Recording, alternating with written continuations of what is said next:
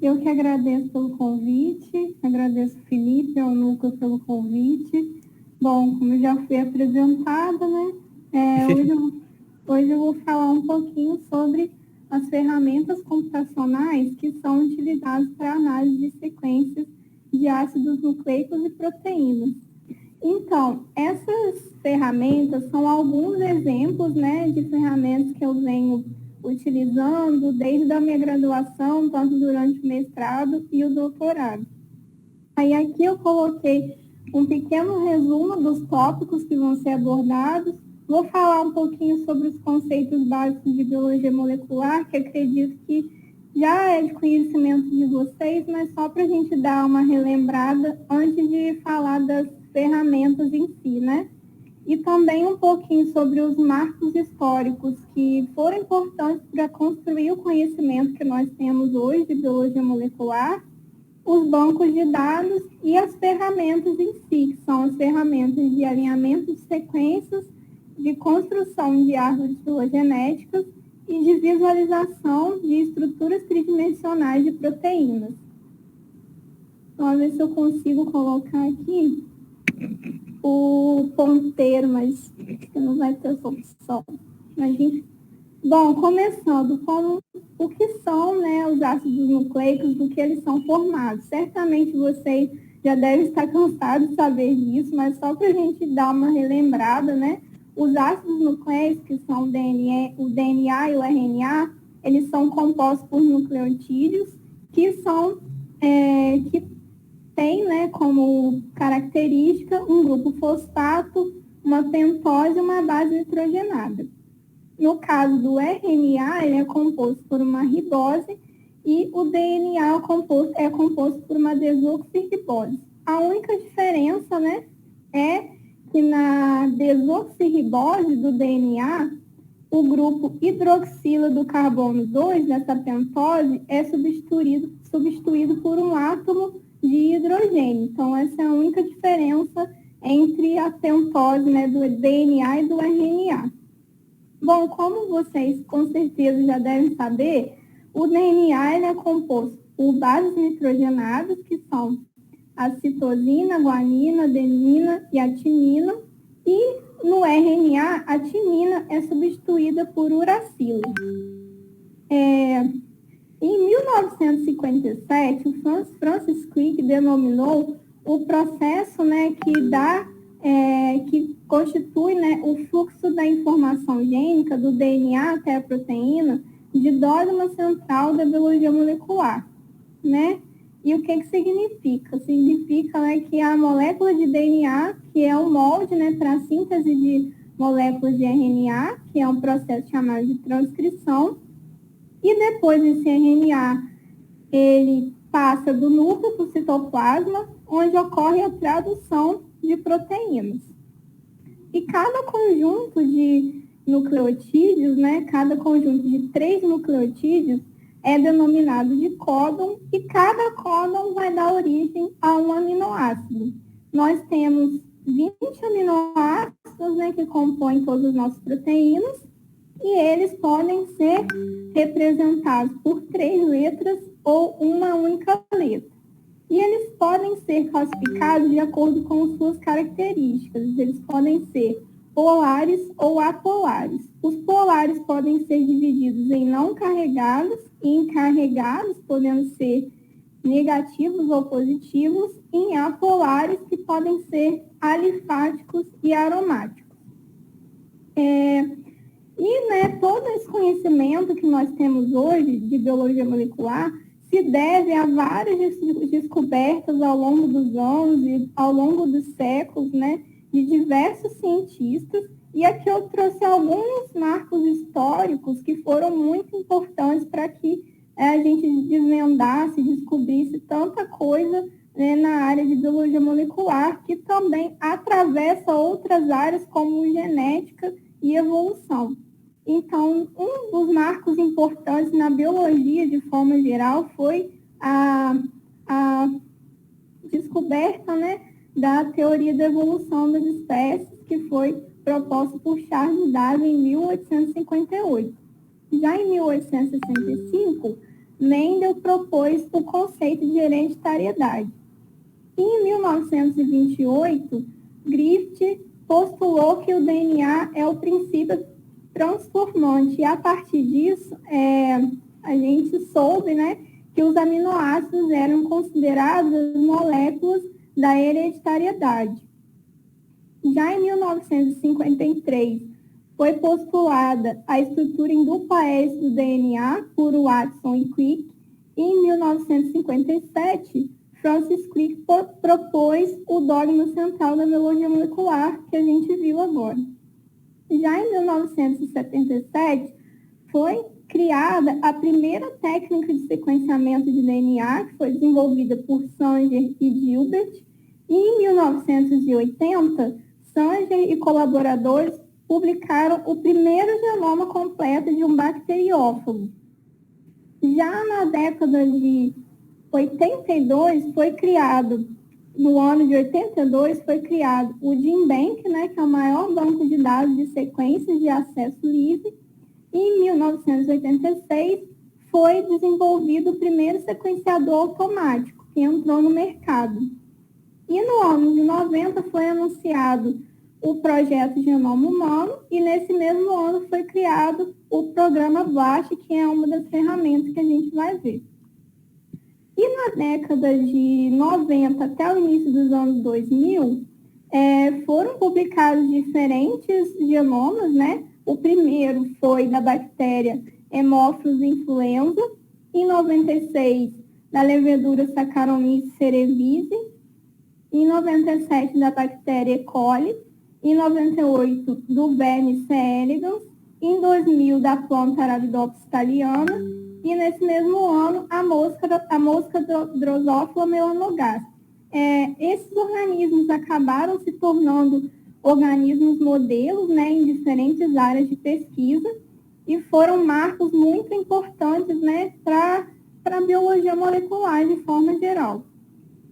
E devido ao desenvolvimento do sequenciamento de DNA, dessa técnica, né, de 1977, Gilbert e Sanger receberam o Nobel em 1980 pelas contribuições que tiveram na determinação da sequência dos ácidos nucleicos. E devido a esses avanços, né, da tecnologia, a melhoria das técnicas de sequenciamento, nós, né, hoje temos um grande conhecimento nessa área de biologia molecular que se deve muito ao avanço dessas técnicas de sequenciamento de DNA, RNA e proteínas, né? E a partir disso, se gerou uma questão: como que a gente faz para analisar e para armazenar essas sequências que são geradas a partir de sequenciamento? Aqui eu coloquei uma sequência só para a gente ter uma ideia, né? Parece várias letras aleatórias que não tem sentido nenhum, mas a partir das ferramentas computacionais a gente consegue manipular essas sequências e interpretar esses dados. E aí surgiu uma questão: como que todos esses dados gerados por sequenciamento podem ser armazenados? Se a gente fosse armazenar todas essas sequências em livros, a gente precisaria de bibliotecas gigantescas, não seria uma coisa inviável.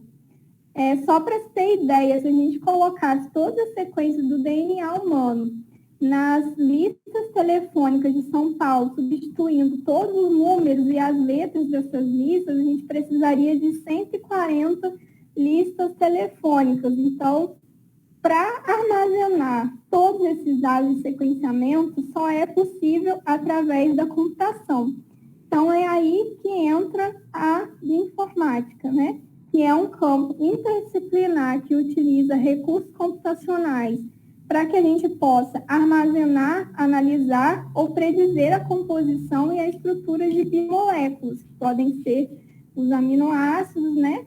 E os ácidos nucleicos. E o que seria o banco de dados? Não é esse banquinho com os dados sentados. Então, é uma coleção, né, de dados biológicos que a gente pode armazenar sequências de nucleotídeos, aminoácidos ou estruturas de proteínas. O mais utilizado e o mais conhecido é o GenBank, que é o principal banco de dados do NCBI, e armazena, né, todas as sequências de DNA, RNA e de proteínas que são, né, sequenciadas. Geralmente, sempre que algum organismo tem o genoma sequenciado, fica disponível no GenBank para acesso, né, público. E só para a gente ter uma ideia aqui do crescimento do número das sequências depositadas no GenBank do ano de 82 até 2021, como que cresceu, e esse crescimento se deve, com certeza, né, à modernização dessas técnicas de sequenciamento. A gente pode ver que houve um crescimento muito grande nos últimos anos. Essa é a página inicial do NCBI. Aqui a gente tem, né, um mundo de ferramentas, muitas possibilidades de ferramentas para serem utilizadas. E aqui eu coloquei só um exemplo de busca que pode ser feita no NCBI. Por exemplo, aqui eu busquei pela proteína hemoglobina humana.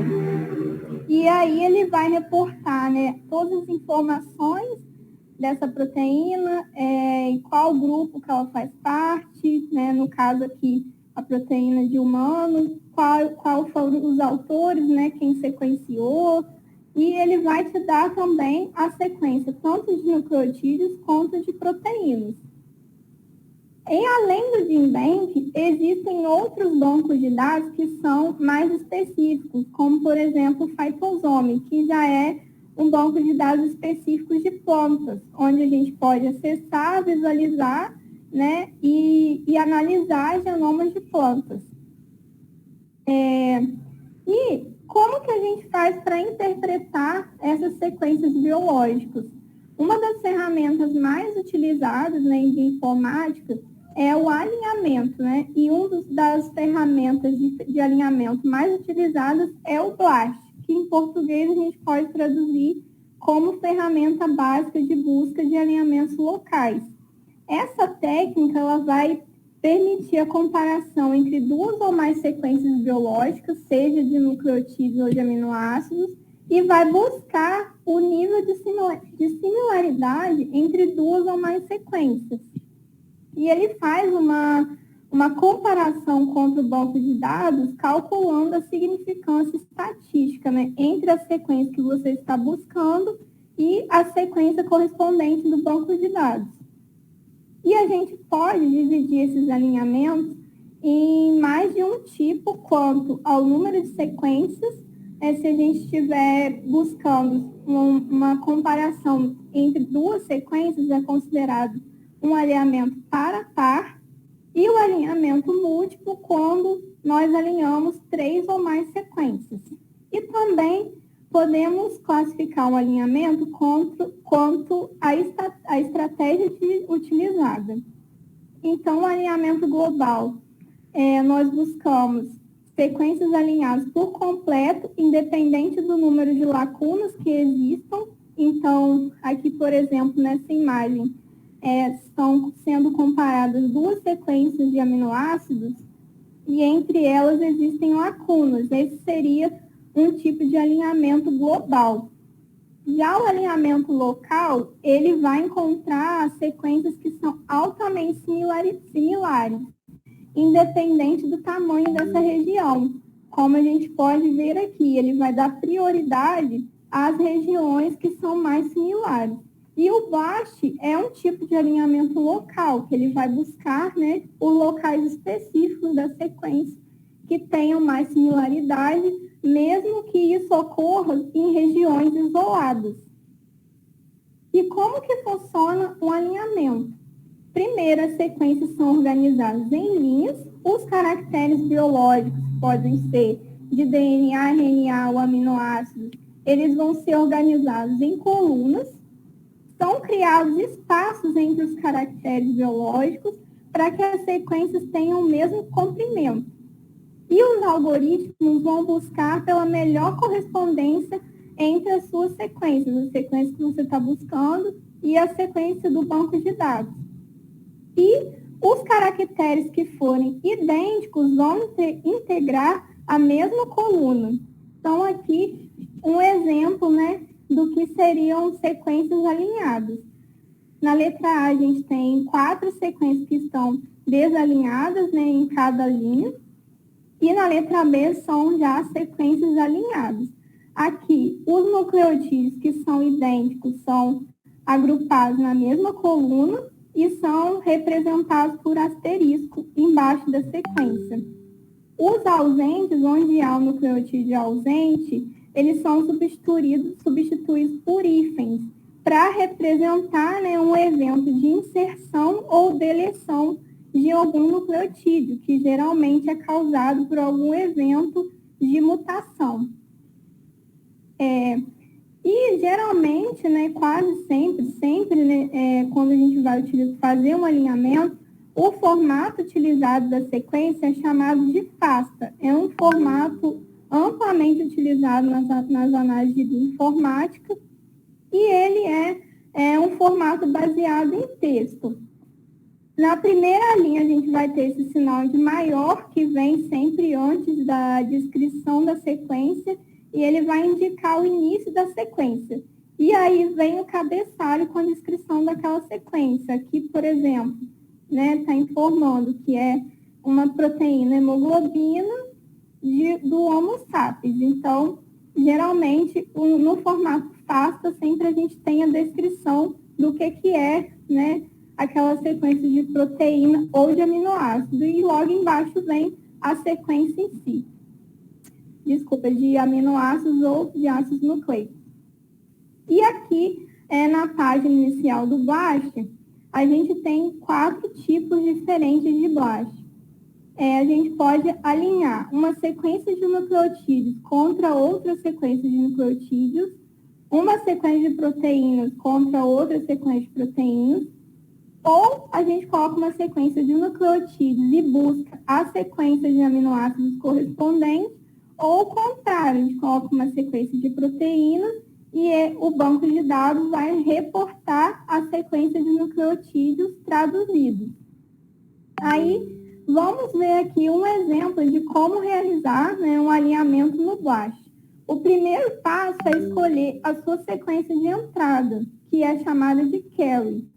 Aqui eu selecionei uma sequência de proteína que é chamada de defensina, uma proteína que participa, né, da defesa de plantas contra patógenos, aqui no caso a espécie Glycinimax, que é soja, e selecionei a opção de alinhar uma proteína contra o banco de dados de proteínas. Aqui a gente insere, né, a nossa sequência de entrada, que é a carry, e aqui a gente tem a opção de alinhar contra o banco de dados inteiro ou alinhar contra um organismo específico, aí vai depender da sua necessidade. Ou se você precisa alinhar contra 2 ou mais sequências específicas. Após o alinhamento, a gente tem esse resultado, né? Aqui, em azul, a nossa carry, a nossa sequência de entrada, e cada linha dessa representa uma sequência do banco de dados que alinhou. Aí ele vai representar por cores aqui, em rosa, foram alinhados de 80 a 200 aminoácidos, em verde de 50 a 80 aminoácidos e por assim vai.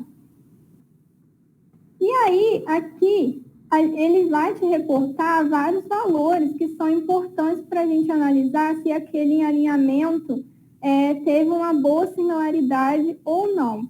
Como essa sequência já existe no banco de dados, né, essa proteína já está depositada no banco de dados, ela alinha contra ela mesma, né? A primeira que aparece aqui com 100% de identidade é ela mesma. Depois, ela alinha com sequências de outras espécies que são espécies da mesma família de soja, como, por exemplo, Vigna angulares e Cajonos cajun, que são 2 tipos de feijões, né, da mesma espécie, da mesma família de fabáceas.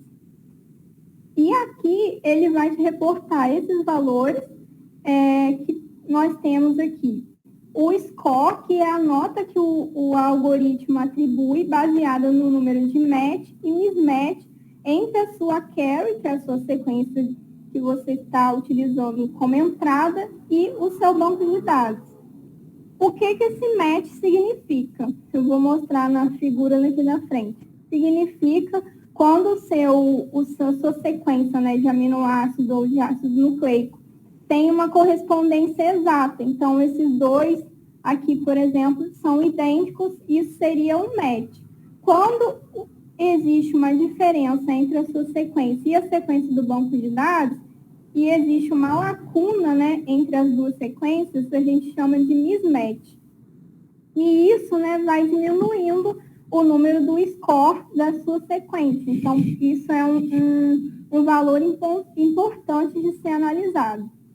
Nós temos também o I-value, que vai indicar a chance do seu alinhamento ser real ou se ele foi obtido por acaso. Então, aqui, quanto mais perto de zero esse valor do I-value, mais chance do seu alinhamento ser real. Aqui a gente vê que na sequência que ela alinhou contra ela mesma, que 100% de identidade, o I-value é 2 elevado a menos 49. Então, é um valor muito baixo. Isso indica que esse alinhamento tem grandes chances de ser real.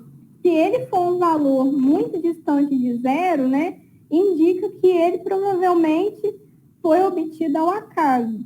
E temos também um outro valor que é importante de analisar, que é a identidade, que é o número de resíduos de aminoácidos ou de ácidos nucleicos que foram similares, né? Aqui nós temos 100% de identidade contra ela mesma, e quando a gente vai ver em relação a outras espécies, essa identidade vai diminuindo, mas aí isso vai depender da sua sequência que você está buscando. Você pode ter sequências que deem 100% de identidade com outras espécies. Aí, nesse caso aqui, a gente não encontrou, só contra ela mesma. E aqui, quando a gente alinha sequências de aminoácidos, pode acontecer, né, de ter substituição de aminoácidos na sequência que ele alinhou. E quando existe esse sinal positivo, é quando o aminoácido foi substituído por algum que é da mesma característica, né? Ou seja, por exemplo, aqui, valina e isoleucina, eles estão classificados no mesmo grupo. Então, ele recebe esse sinal positivo. Quando existe uma inserção ou uma deleção, como eu tinha falado antes, né? Geralmente por eventos de mutação, o alinhamento vem representado por um if, né? Que a gente chama de gap. E aí, esse aqui foi um alinhamento local, que a gente alinhou uma sequência única contra o banco de dados inteiro. Mas se você tiver várias sequências de proteínas ou de aminoácidos e quiser ver a similaridade somente entre essas sequências, aí o mais recomendado é fazer um alinhamento múltiplo. Aí aqui eu peguei como exemplo outras sequências de defensinas de outras plantas, né, outras espécies de plantas, para a gente alinhar e ver se existe alguma conservação de aminoácidos entre elas. Um dos programas de alinhamento múltiplo mais utilizado é o Muscle. E todos esses programas que eu falei até agora, eles são disponibilizados online, não precisa baixar no computador e qualquer pessoa consegue acessar. Só tem um que eu vou falar mais no final, que precisa baixar no computador, mas de forma geral, todas essas ferramentas que eu mencionei, todas essas análises você consegue fazer online. E aqui no Motion, na página inicial, a gente insere as nossas sequências de proteínas e, como resultado do alinhamento, ele vai classificar, né? Vai representar os aminoácidos por cores diferentes de acordo com as propriedades, né, de cada um, se eles são básicos, se são hidrofóbicos, e vai classificar dessa forma. E aqui ele vai representar as sequências idênticas por asterisco. Os dois pontos indicam as substituições conservativas, quando os aminoácidos são de grupos similares. O ponto final se refere a substituições semiconservativas, quando são grupos menos similares. e as cores vão agrupar por características semelhantes. E também a gente tem uma outra ferramenta interessante para analisar as sequências, que é o Web Logo. Ele cria uma representação gráfica de um alinhamento. Então, esse alinhamento aqui que a gente fez anteriormente, a gente pode representar em um gráfico, né? A conservação dos resíduos de aminoácidos. O Web Logo também é uma ferramenta disponível online, é bem simples de utilizar, a gente coloca as sequências, né, de nucleotídeos ou de aminoácidos e ele vai criar um gráfico em que cada pilha, né, cada coluna dessa daqui, quanto maior o tamanho do símbolo, maior a conservação. Então, aqui, por exemplo, a gente pode ver que o resíduo de aminoácido mais conservado nessas posições da sequência foi a cisteína, né? Nesse alinhamento, a gente não teve tanta conservação, mas a gente consegue ver, mesmo assim, os pontos em que teve maior conservação de cisteína. E aqui ele também agrupa por cores, azul sendo os aminoácidos hidrofóbicos, em verde os neutros e em preto, em azul os hidrofílicos e em preto os hidrofóbicos. E qual a importância, né, de se alinhar as sequências? Primeiro, a gente pode estabelecer identidade entre essas sequências, identificar as regiões, né, os domínios conservados que existem entre as proteínas e compreender quais são as funções dessas proteínas por meio da similaridade que existe entre elas. E, além disso, estabelecer relações filogenéticas, que é o que a gente vai ver agora. A partir desses alinhamentos, a gente pode construir árvores filogenéticas, né? E através da filogenia, dessa análise filogenética, a gente pode estudar a história evolutiva de alguma espécie ou de algum grupo taxonômico. Em uma árvore filogenética, a raiz vai representar o ancestral, né, a linhagem ancestral, e cada ponta das ramificações vão representar os descendentes desse ancestral. Quando uma linhagem se divide, geralmente é por conta de um evento de especiação e ela é representada por uma ramificação na árvore. E uma das ferramentas de construção de árvore filogenética que existe disponível online é essa Phylogeny, e ela também é muito simples de utilizar. A gente só precisa fazer, né, o alinhamento e na primeira página, né, desse site, a gente clica nessa opção On Click e cola suas sequências de aminoácidos ou de proteínas. Aqui eu peguei aquelas mesmas sequências que tinham sido utilizadas antes. Ele vai alinhar as sequências e estabelecer a distância filogenética entre essas sequências. E aqui ele construiu uma árvore filogenética, né, a partir daquela sequência que a gente colocou. Como a gente já era de se esperar, por exemplo, Glycine Max e fazelos vulgares, que é feijão comum, e soja, que são pertencentes à mesma família das fabáceas, eles têm a maior similaridade, né, entre si, mais similaridade do que, por exemplo, soja e milho. Então, a partir de um alinhamento, a gente pode analisar as relações filogenéticas, né, daquelas espécies que a gente está utilizando. E um dos valores muito utilizados quando a gente constrói árvore filogenética é chamado de bootstrap. Ele vai indicar, né, quantas vezes esse mesmo ramo seria observado se a gente repetisse esse alinhamento, né, 100 vezes. Então, geralmente, esse valor é representado por 100 ou 1 aqui. Então, quanto mais perto de 100 ou mais perto de 1, mais confiável essas ramificações da árvore, mais confiável é a relação filogenética entre essas espécies. E aqui eu queria trazer um outro exemplo também de construção de árvore filogenética, que eu acho um pouco melhor de manipular do que esse site, porque aqui ele já gera essa figura pronta e é um pouco mais difícil de manipular. Aí eu vou mostrar uma outra opção que seria para baixar o programa no computador, mas eu acho um pouco assim mais maleável, né, de mexer na figura depois da árvore. Primeiro a gente precisa utilizar essa ferramenta que é chamada de iQuickTree. Aqui ele vai construir a árvore, a gente insere as sequências alinhadas. Então, para utilizar esse site, a gente precisa antes ter feito o alinhamento. Então, aqui eu utilizei as sequências de exemplo do próprio site para poder construir uma árvore um pouco maior para a gente visualizar. Então, a gente insere as sequências, depois submete o trabalho e assim que ele terminar, você já pode fazer o download do arquivo já no formato da árvore. Só que para visualizar, a gente precisa de um outro programa que é chamado de Figtree, e esse você precisa baixar no computador.